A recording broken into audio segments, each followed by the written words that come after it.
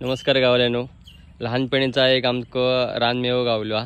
लहानपणी रानामनात जेव्हा आम्ही जाव त्यावेळी ह्याच्यावर आपण खूप ताव मारू आणि असे ते काही बघा अशी फळं येतात छोटी छोटी आणि आम्ही एका आमटा म्हणतो. खूप आंबट असतात आणि पिकल्यावर अशी लाल कलरची होतात आणि चवीक मस्त आंबट गोड लागतात. लहानपणी खूप आम्ही खाव आणि आता बरीचशी ती घळान गेली होत. अशा प्रकारचा त्याका झाड येता आणि हे बघा ही त्याची कोवळे तुरे कोवळी पालवी असा आणि बरीचशी फळं आता पाऊस सुरू झाल्यामुळे घळान गेली होत. बुलबुल पक्ष्यासह बऱ्याच पक्ष्यांचा या खाद्य असा त्यांच्याकडून हे खाद्य खाल्ला जाता आणि त्यांच्याकडून या बियांचा बीज प्रसारण होता.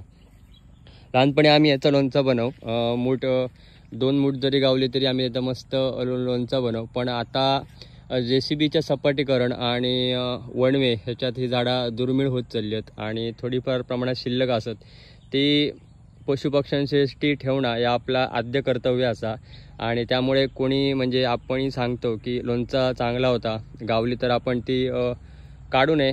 थोडीफार खाऊ आपण हरकत नाही पण बाकीचे पशुपक्ष्यांसाठी ठेवची कारण त्यांच्याकडूनच या झाडाचा बीज प्रसारणाचा महत्त्वाचं काम निसर्गात होत असतं.